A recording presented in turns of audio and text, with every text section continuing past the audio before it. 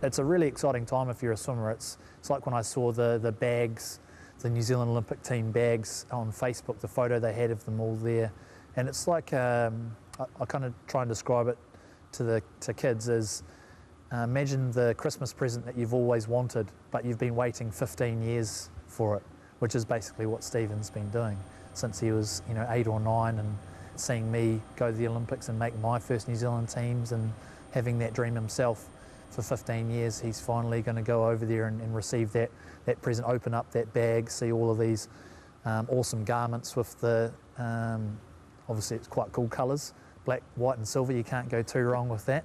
The fern and the rings embossed on it, it's just one of those special moments that you'll never forget. Well, we've got the cap and participation medal from the Sydney Olympics, and the cap and participation medal from the Athens Olympics, and then cap and participation medal from the Beijing Olympics.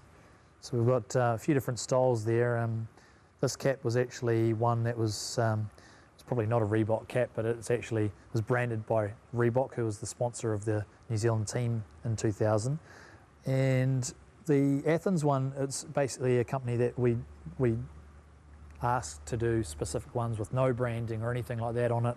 It was just the rings and fern and our names, and I think on the other side is a big NZL, and on this one on the other side is obviously the rings and the fern, but we've got the stylised fern that was designed for the New Zealand team for Beijing. And of course I can see that's the bird's nest on the medal, is it? On the medal, yeah. Yeah, that's cool. So it's actually kind of cool to see the medals are all, slightly different, and it almost looks like a gold, silver and a bronze, if only that was the case.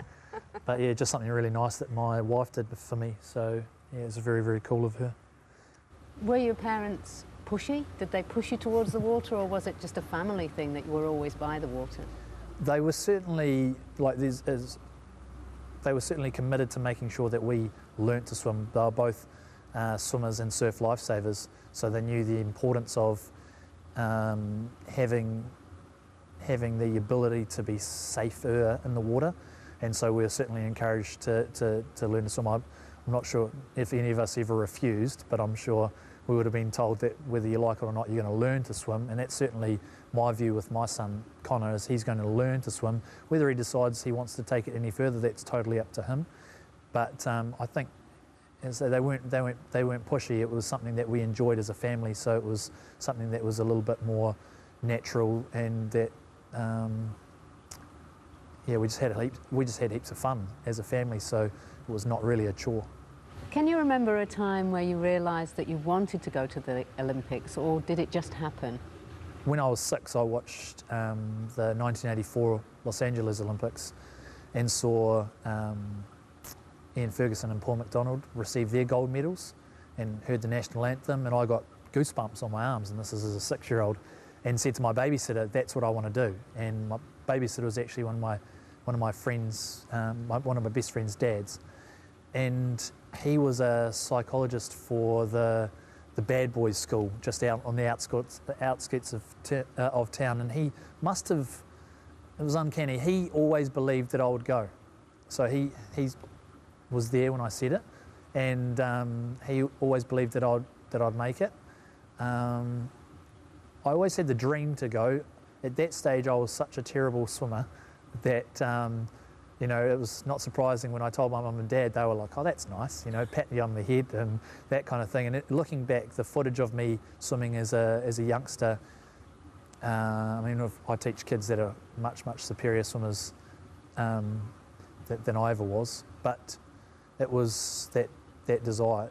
I didn't know I was going to go for swimming, but I just knew that I wanted to go to the Olympics, represent my country, have the silver fern on my chest, and hopefully win some medals and hear that national anthem. So yesterday your brother Stephen was here in the pool and he got mobbed a little bit. At this stage, how does that feel? I said to Steve, for me it was kind of like a dream that you had when you qualified, and I know that when I qualified I had to break the New Zealand record by quite a decent chunk, like a few seconds, which is a lot in swimming terms. So I had to not only, there was a certain time standard, but I had to break the New Zealand record faster than any other New Zealander had gone by quite a decent amount. And so it was one of those moments where you're extremely nervous and you're perhaps a little bit afraid or a little bit scared, and those negative thoughts start to come in, and then you produce this performance which is on that day probably the best that you could ever hope for or ever do, and which is difficult in itself. That experience was so, and it's kind of similar to what Stephen and his relay team had to do.